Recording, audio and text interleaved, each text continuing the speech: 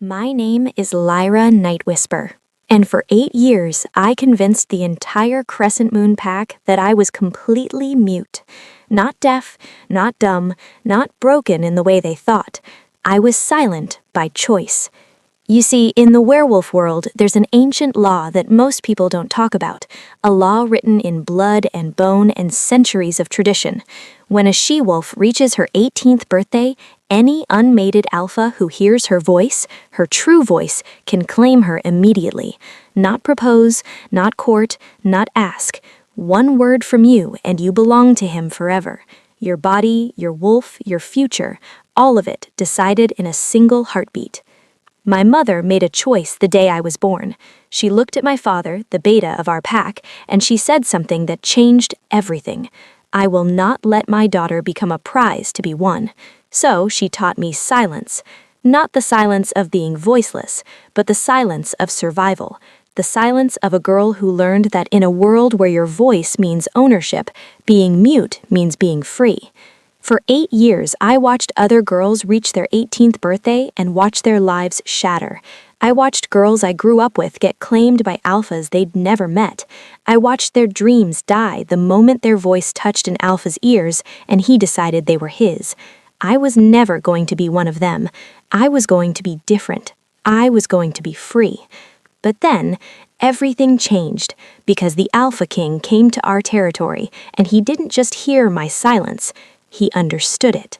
Let me tell you what silence sounds like in a pack of 200 wolves. It sounds like survival. My father, Cade Nightwhisper, was one of the most respected betas in the Northern Territories. Tall, commanding, with eyes like storm clouds and a voice that could shake mountains. People feared him, they respected him, they listened when he spoke. And he taught me that sometimes the most powerful thing you can do is not speak at all. I was 5 years old when my mother first showed me how to do it properly. We were in our family quarters, a beautiful stone den carved into the mountainside with windows that overlooked the entire valley. The evening light was turning everything gold. "Lyra, my beautiful girl," my mother said, kneeling down so her eyes were level with mine. Her name was Seraphine, and she was the most beautiful woman in the pack. Ethereal, graceful, everything a she-wolf was supposed to be. But there was sadness in her eyes, deep, aching sadness. "I'm going to teach you something," she continued, "that your father doesn't want me to teach you. He wants to protect you the way a beta can, with strength, with position, with the shield of his authority. But I'm going to protect you the way only a mother can, with truth." She took my small hands in hers. "Do you know what happens when a she-wolf turns 18 in our world?" I shook my head. I didn't know yet. I was too young to understand. "She becomes a target," my mother said quietly. "Not because she's weak, because she's valuable. The moment an alpha hears her voice, her true voice, the one that comes from deep in her soul, he can claim her.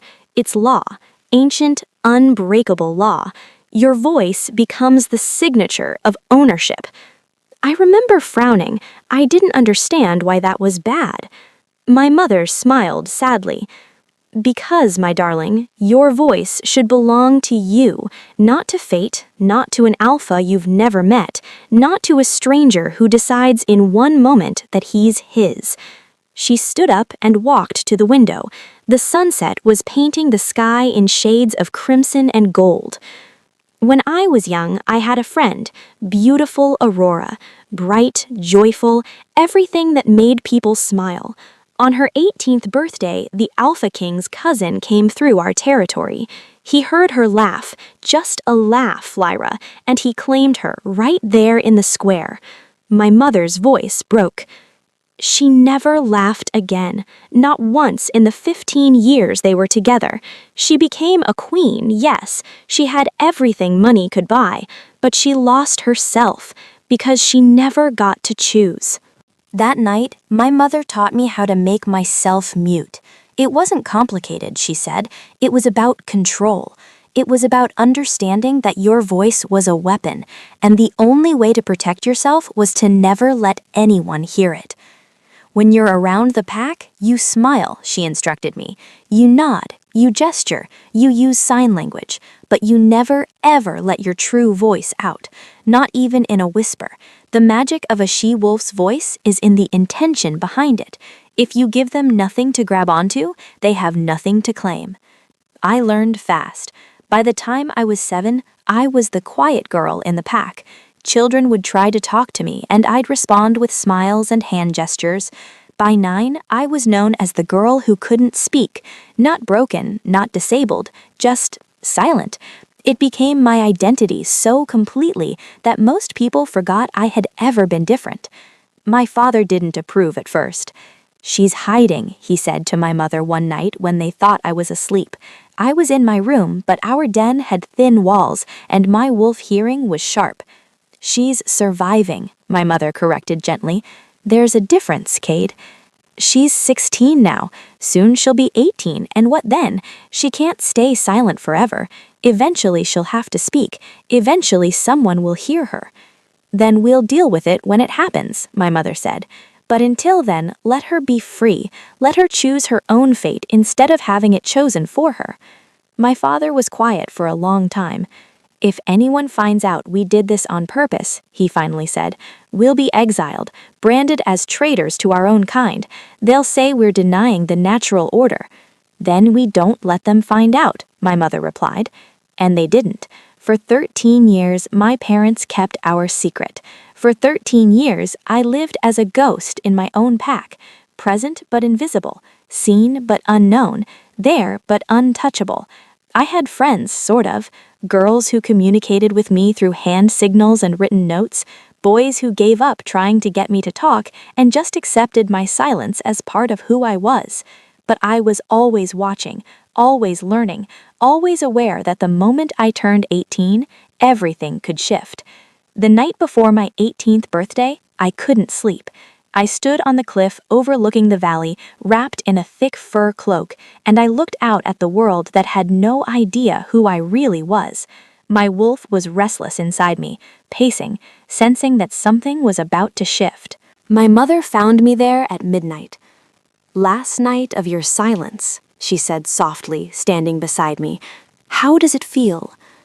"Terrifying," I admitted. I was alone with her, so I let my voice out. Just a whisper, but it was still my true voice. It sounded strange after so long, like an instrument no one had played in years, suddenly being touched by fingers that didn't quite remember the melody. My mother took my hand. "Tomorrow you'll be 18. Tomorrow you'll still be silent in front of the pack, but now you'll be doing it with intention. You'll be choosing your silence instead of having it chosen for you." She squeezed my fingers. "That's real power, Lyra.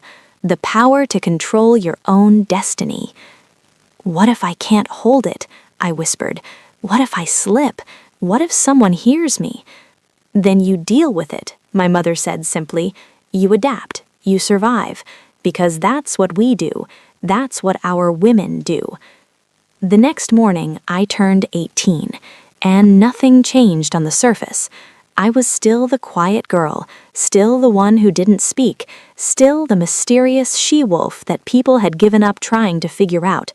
But inside, something shifted. My wolf was fully awake now, fully mature, fully aware of what she was capable of, and she was angry at being caged. I could feel her snarling beneath my skin, demanding to be let out, demanding to speak, demanding to be heard. For 3 more years, I kept her quiet. 3 more years of watching girls younger than me get claimed. 3 more years of seeing my own friends give up their voices and their freedom. 3 more years of smiling silently while my wolf fought against her chains. By 21, I was known as the beta's daughter who would probably never find a mate because she couldn't communicate. Pity was written all over people's faces when they looked at me. I didn't care. I was free. And then, everything shattered. The day the Alpha King came to our territory, the entire pack went into chaos. Not the excited kind of chaos, the terrified kind. King Alien Nightshade hadn't visited the Crescent Moon Pack in over 200 years. He was legend. They said he was 7 feet tall, with eyes like burning obsidian, and a wolf that could swallow a regular werewolf whole. They said he'd conquered every territory in the Northern Realms through sheer force and cunning. They said he could smell a lie from 3 mountains away. They said he was looking for a mate. My father called an emergency pack meeting in the Great Hall. Every wolf from our territory was required to attend, even us girls, especially us girls, because a visit from the Alpha King meant only one thing. He might choose someone to be his queen. I stood in the back of the hall with my mother, both of us wearing traditional pack clothing, long white dresses that signified unmarked she-wolves. Around us, I could feel the nervous energy, the desperate hope, the terrified anticipation. Some girls were excited. The Alpha King was the most powerful werewolf alive. Being his queen would mean being the most powerful queen alive. But I knew better. I knew what being claimed meant, and I knew the Alpha King would have no mercy, no patience, no understanding for a mate who tried to hide from him. My mother squeezed my hand, a warning and an encouragement all at once. Then the doors opened, and King Alien Nightshade walked into our pack like he owned it. The moment he entered the hall, everything went silent. Not the silence I had cultivated for years, the silence of control and power, but the silence of submission, of recognition, of fear meeting awe. He was taller than they said, broader, more terrifying. His wolf was just beneath his skin, I could tell. You could see it in the way he moved, the way his shoulders seemed too large for a human frame, the way his fingers occasionally twitched like claws ready to emerge. His eyes were the worst part. They weren't just black. They were the color of a starless night, so dark they seemed to absorb light instead of reflect it. And they were scanning the crowd with the intensity of a hunter who had already decided which prey he was hunting. My father bowed so low his forehead nearly touched the ground. The entire pack followed, a wave of submission that moved through the crowd like wind through grass. "Alpha King," my father said, his beta voice carrying through the hall. "Welcome to Crescent Moon. We are honored by your presence." "Beta Night Whisper," the king replied, and his voice, God, his voice, it sounded like thunder wrapped in velvet, like power distilled into sound, like the kind of voice that could break mountains or rebuild them. "I'm here on a hunting expedition. I'll be staying 3 days. I trust you'll ensure my comfort?" "Of course, Your Majesty. We have prepared the finest quarters for you. We can provide anything you—" But the king wasn't listening anymore, because he had stopped moving. His entire body went completely, utterly still, and those starless eyes were locked directly on me. My heart stopped. No, no, no, no, no, no. This couldn't be happening. He was supposed to be here for hunting. He was supposed to be focused on territory and dominance and pack politics. He was not supposed to notice me, the invisible girl, the silent girl, the girl who didn't exist in any way that mattered. But he was looking right at me, and I could feel my wolf recognizing him. Mate. The word hit me like a physical blow. My wolf surged upward, fighting for control, desperate to answer something in his presence that I couldn't quite understand. "No." I pushed her down, buried her, locked her away. "Not yet. Don't let him hear you." The king took a single step forward, and the entire pack shifted nervously. My father's hand went to his sword, not in aggression but in instinctive protection. "Who is that?" the king asked, and his voice had changed. It wasn't commanding anymore. It sounded almost curious. "That is my daughter," my father said carefully. "Lyra. She is—" "I can see what she is," the king interrupted. His eyes never left mine. Why is she standing apart from the others? Why isn't she with the unmated he-males? This was the moment. This was the moment where everything I'd worked for 8 years could fall apart. Because I couldn't lie. Lying would involve speaking, and speaking would mean he could claim me. Lyra is mute, Your Majesty, my father explained. She cannot speak. She has never been able to communicate verbally. Therefore, under our laws, she cannot be claimed as there is no voice for a mate bond to attach to. It was a brilliant excuse, a loophole in the ancient laws that even the most powerful Alpha King couldn't argue with. A she-wolf's voice was what tied her to her mate. If there was no voice, there was no claim possible. The king's expression didn't change, but something flickered in those starless eyes. Interesting, he said softly. Very interesting. He turned away and walked toward the feast table, and I could breathe again. My wolf was still fighting, still desperate, still confused about what she was feeling. But I kept her quiet. I kept myself invisible, and I prayed he would leave without ever knowing the truth. The problem with trying to hide from an Alpha King is that hiding from an Alpha King is literally impossible. I found this out the next morning when I discovered him sitting in the training grounds, watching me practice.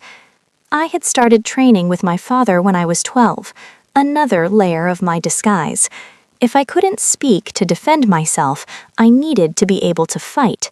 My father had taught me everything a warrior needed to know: swordplay, hand-to-hand combat, strategy, the kind of fighting that came from intelligence and precision rather than raw strength. I was in the middle of a sparring session with one of the pack warriors when I felt it, that prickling sensation at the back of my neck that meant I was being observed by something with predatory intent. I turned, still holding my practice sword, and there he was, King Aelion Nightshade, sitting on a stone bench, one arm thrown casually over the back, watching me like I was the most interesting thing he'd ever seen. My sparring partner, an older warrior named Corin, immediately dropped his sword and bowed. "Your Majesty, I didn't see you." "I know," the king said casually. "You were distracted, watching her instead of her movements. That's why you would be dead if this were a real fight." Corin flushed and backed away, disappearing into the armory. I stood in the center of the training ground, still holding my sword, and tried very hard to look like I hadn't noticed the king at all, like I was just going to practice some combat forms by myself like I did every morning. It didn't work. "Come here," the king said. His voice wasn't a command exactly, but it had the weight of one. I hesitated. Then I set down my sword and walked toward him, keeping my face calm, my body language submissive, the perfect picture of an obedient she-wolf. The king stood as I approached. In person, he was even more overwhelming. He had to be at least 7.5 feet tall, with shoulders so broad they seemed to block out the sun. His face was sharp and brutal, high cheekbones, strong jaw, a mouth that looked like it had never smiled. But those eyes, those starless eyes tracked my every movement with the intensity of a predator. "You fight well," he said. I smiled and gave a small bow, saying nothing. "Your Majesty says you cannot speak," he continued, moving slowly around me like I was a painting he was trying to understand from every angle, "that you were born mute." I nodded, keeping my expression neutral. My wolf was pacing inside me, desperate, confused. She recognized him. Every fiber of her being recognized him. Mate, mate, mate, mate. No, I locked her down deeper. "How do you train if you cannot receive verbal instruction?" the king asked. I pointed to my head, then at the ground, indicating that I had learned through observation and practice rather than verbal teaching. It was the story we had constructed years ago. It was believable. It was safe. The king studied me for a long moment, and I could feel him testing the edges of my story, looking for cracks in the facade. Finally, he said, "Interesting, a she-wolf who communicates through movement and action rather than words. A she-wolf who is stronger than most males in your pack, but has never been noticed because she cannot be claimed." I said nothing. Tell me, he said, and there was something dangerous in his voice now. If you could speak, if you could suddenly find your voice, what would you say? My heart was pounding so hard I thought it might break through my ribs. This was a trap. I could feel it. He was testing me, probing, trying to find the truth that was hidden under 8 years of careful silence. So I did what I always did when someone pushed me to speak. I made a sad face. I made a gesture like I was trying to form words, but nothing was coming out. I made myself seem broken in the way that made people stop asking questions. The king watched this performance with an expression I couldn't quite read. "You're very good at that," he said finally, "at seeming broken, at seeming helpless, at seeming like you have no other option but silence." He reached out and touched my chin, tilting my face up toward his. "But we both know the truth, don't we?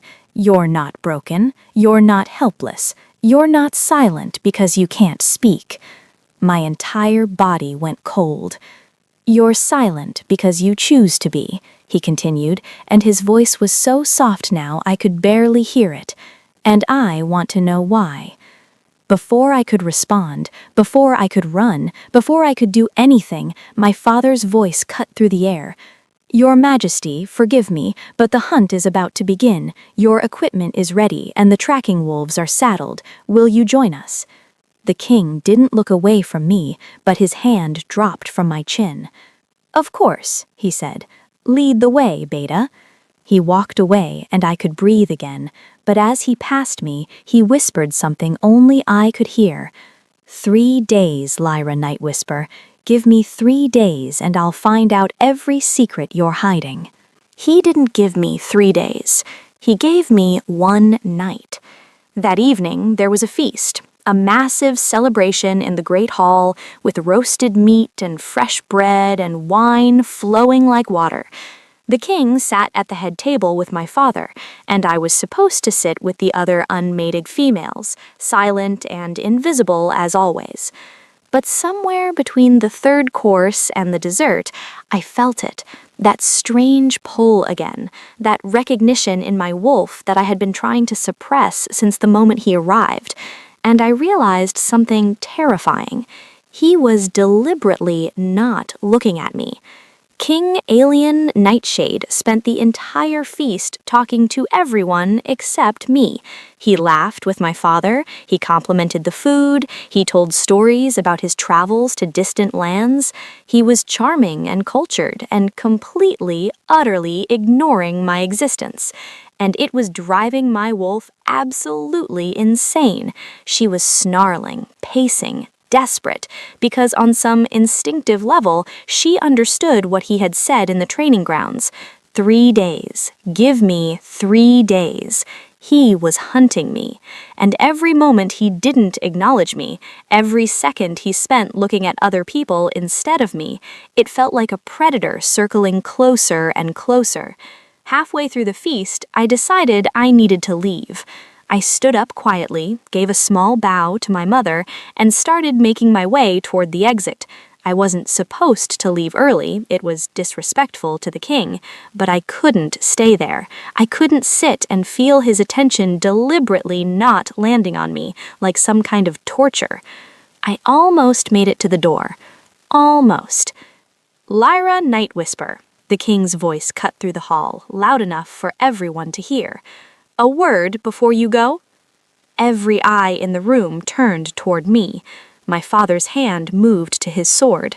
The king stood and gestured toward the corridor that led to the private chambers. "In private, if you please." This was it. This was the moment. I could refuse and it would create a scandal. I could run and it would confirm his suspicions. Or I could go and face whatever was about to happen. I went. The corridor was dimly lit only by torches that cast dancing shadows on the walls.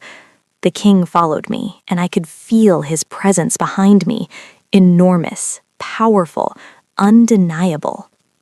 "You know what I am," he said, as soon as we were out of earshot of the feast. I turned around and gave him my best confused expression. I made hand gestures indicating that I didn't understand.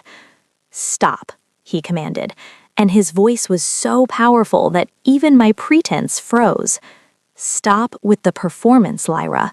We are alone. Your pack cannot see you.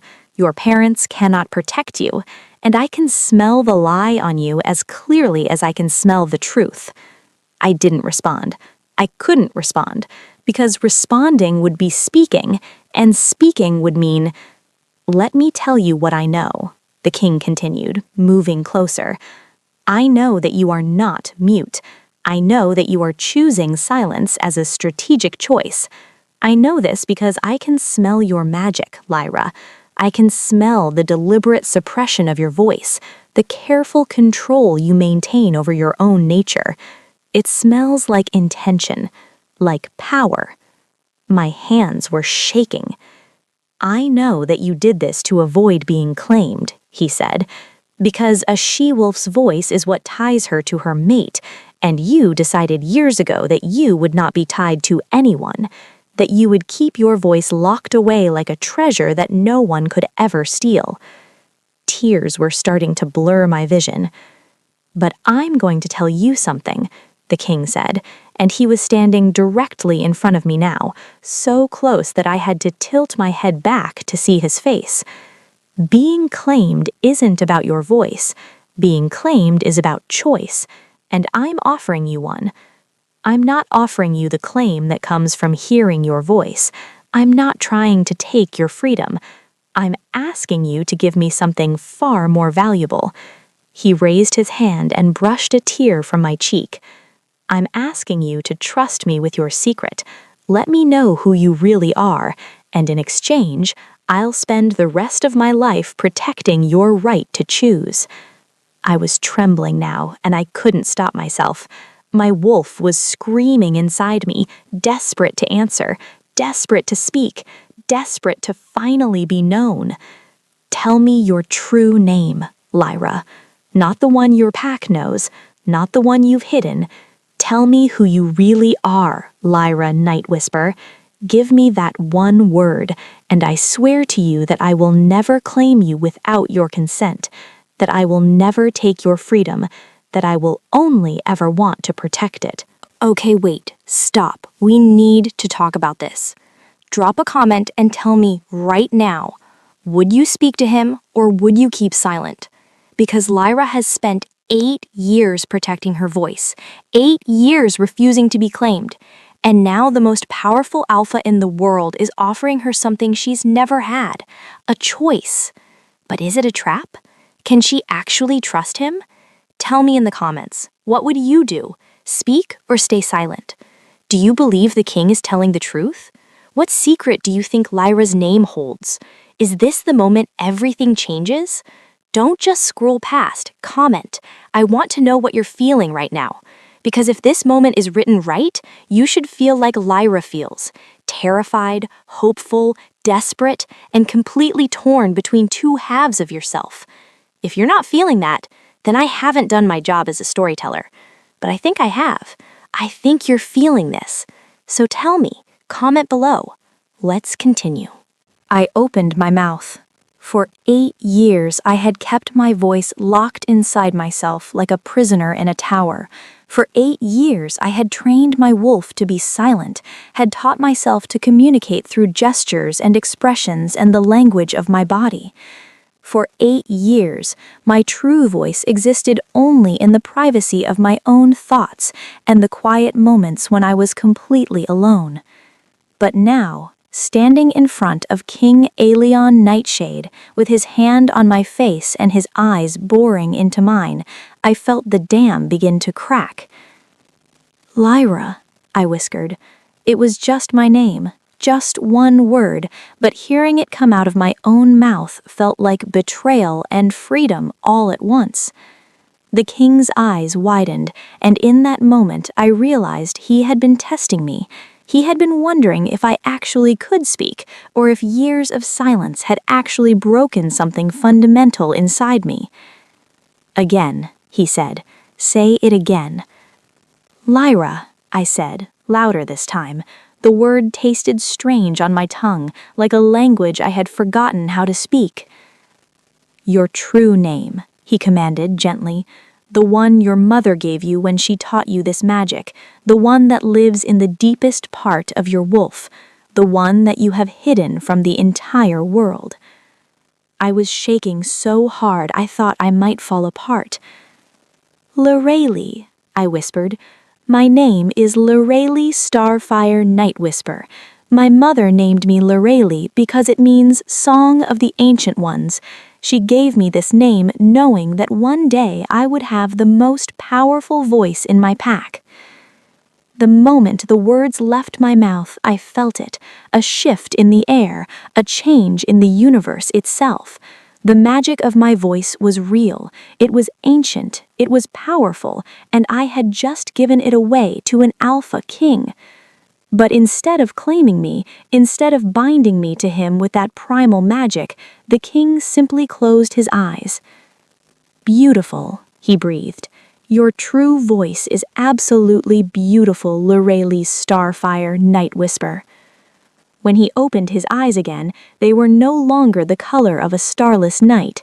They had changed to a deep, burning amber, the color of his wolf looking out through his human eyes. "Do you know what happens now?" he asked. I shook my head. "Now you have a choice," he said. "You can go back to your feast. You can keep your silence. You can refuse me, and I will leave your territory and you will never see me again." My heart stopped. "Or," he continued, "you can come with me, not as a claimed mate, but as someone who chooses to walk beside an alpha king. You can give me the gift of knowing you, and I will give you the gift of freedom." "What do you mean?"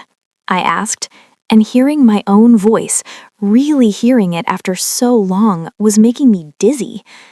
"I mean," the king said, "that I'm not like other alphas. I'm not interested in owning you or controlling you or binding you to me through magic and law. I'm interested in you, Lorelei, in who you are beneath the silence, in the woman brave enough to spend 8 years protecting her own voice." He took my hand and placed it over his heart. "I want to know you. I want to understand you. I want to spend the rest of my life discovering who you are and helping you become who you want to be. But I'm only willing to do that if you choose it, if you choose me, every single day, with full knowledge and full consent." I was crying now, silently, tears streaming down my face. "Why?" I asked. "Why would the most powerful alpha in the world want someone like me, someone broken, someone mute, someone who doesn't fit into your world?" The king smiled, and it transformed his entire face. It made him look almost human, almost vulnerable. "Because," he said, "you're not broken. You're the strongest woman I've ever met. And you're not mute. You're chosen silence. You're the most powerful voice I've ever heard, and you've been saving it for someone worthy enough to listen." He leaned down and whispered, "I'm hoping that's me." What happened next was something I never could have predicted. Because as soon as I decided, as soon as I said yes, as soon as I agreed to walk away from my pack and my family and everything I had ever known, the king's entire demeanor changed. We didn't leave the pack that night. Instead, he took me to the chambers they had prepared for him, and he sat down on the edge of the bed and looked at me with an expression I couldn't quite read. "There's something you need to know," he said. "Something about why I came here. Something about why I was looking at you in the Great Hall." He gestured for me to sit beside him. "I didn't come to the Crescent Moon Pack hunting for sport," he continued. "I came here hunting for you."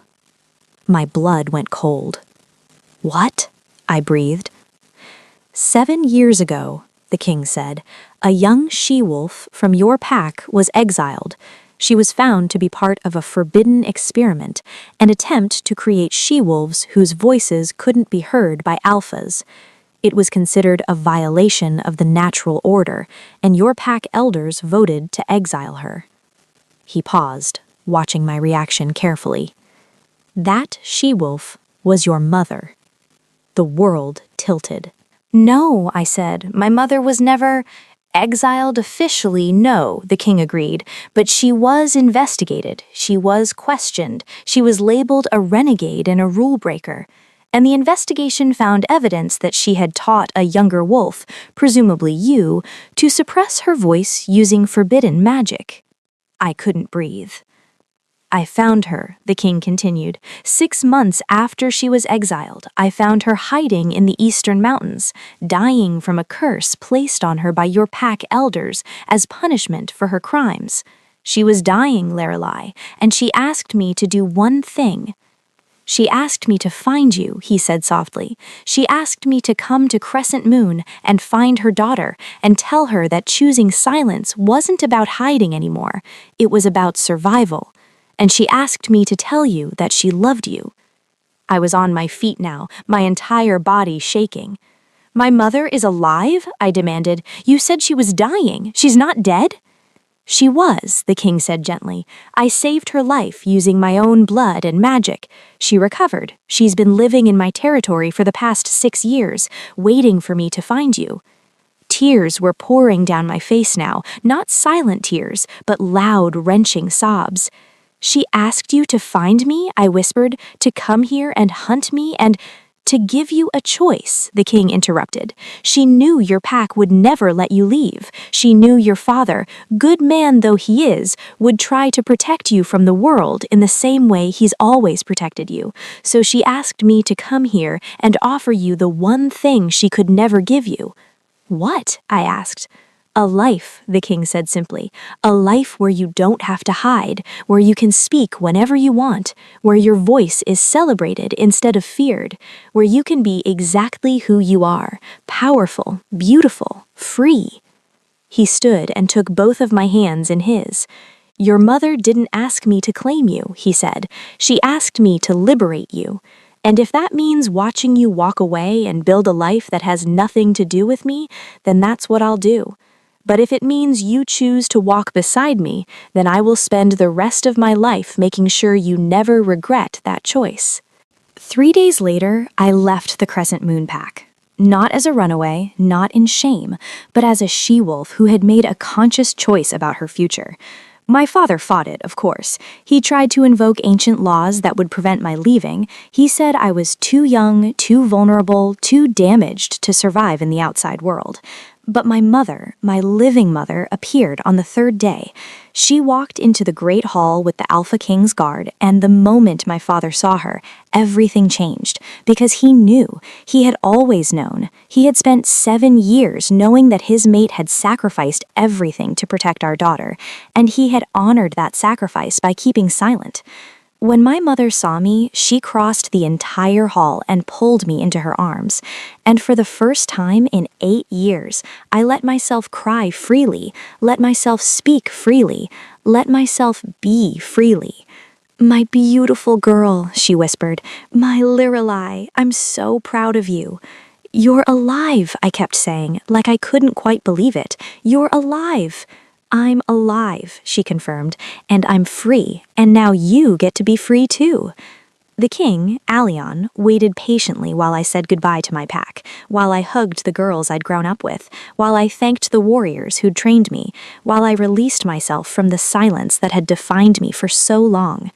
My father walked me to the gates of the territory. I'm sorry, I said to him, for all the lies, for all the deception. He pulled me close and kissed the top of my head.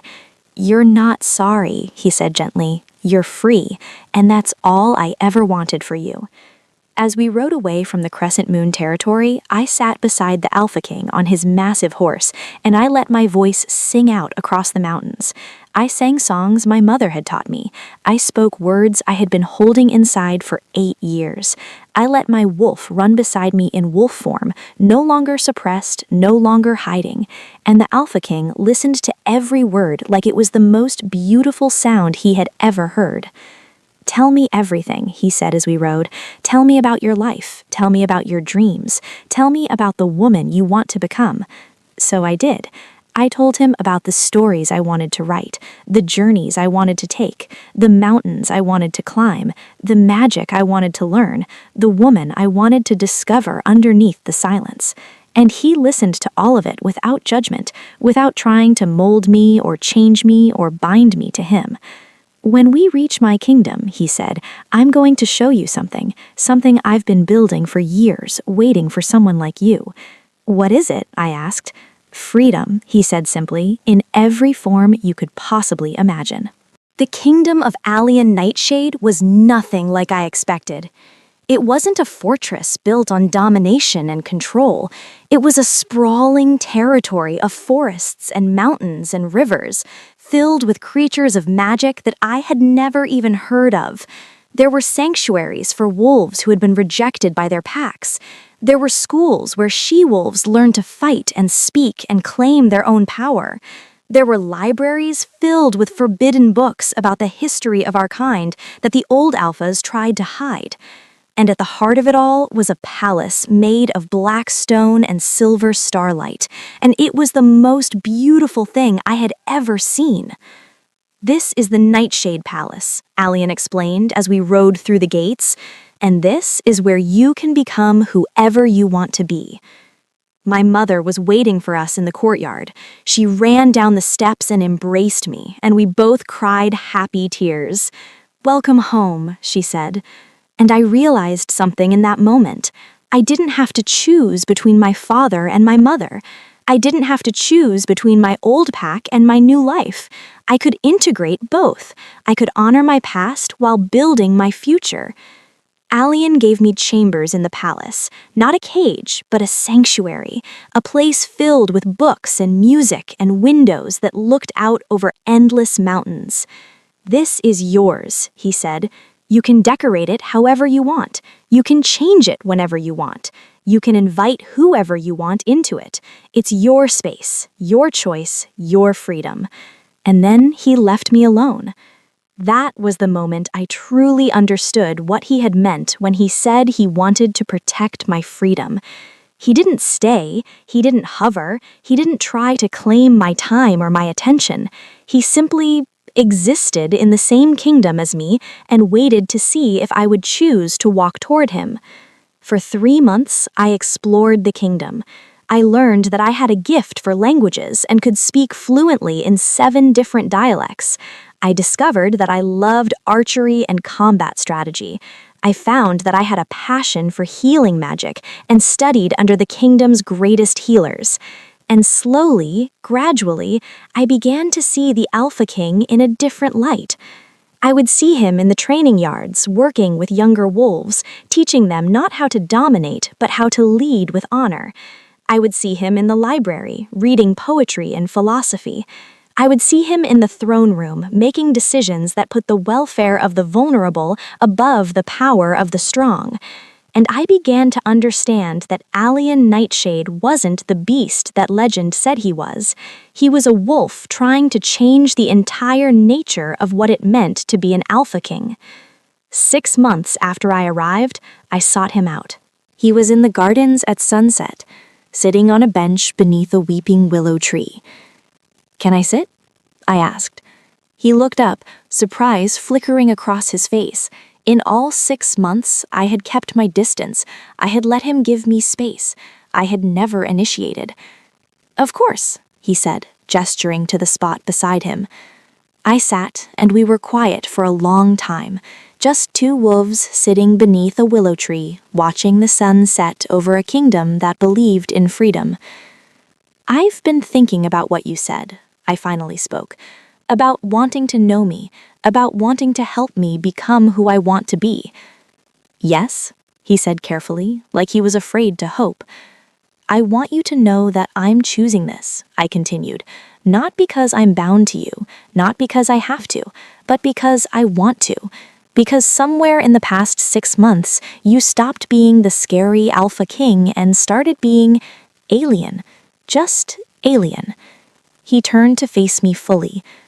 "Say my name again," he whispered. Alien, I said, and I could feel the power in my voice now, no longer suppressed, no longer hidden, but intentional and strong. I'm choosing you, alien Nightshade Night Whisper, not as a claim, not as a bond, but as a partnership, as equals. The Alpha King smiled, and it was the most beautiful thing I had ever seen. Then let me choose you too, he said, not as a mate if you don't want that, but as a partner, as someone who will fight beside you every single day of your life. He reached out and took my hand. Will you be my queen, Lirelai Starfire Night Whisper? Not because I'm claiming you, but because you're choosing me? And for the first time in my life, I didn't hesitate. Yes, I said, I choose you.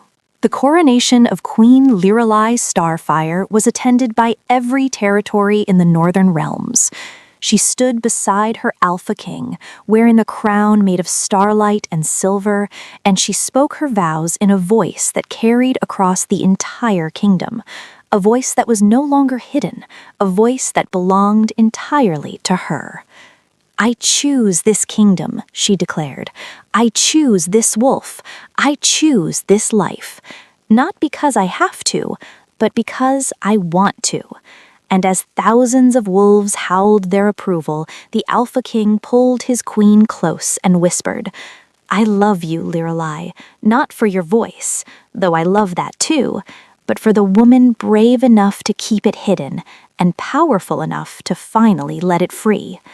She kissed him, and in that kiss was 8 years of silence, finally becoming 8 lifetimes of being heard. The story of the girl who pretended to be mute for 8 years had become the story of a queen who showed the world the power of choosing yourself. And that, my beautiful listeners, is how a silent scream becomes a battle cry. You stayed till the end. I need you to tell me. How did Lirelai's story hit you? Drop your country flag, plus the time you started watching, and your honest reaction.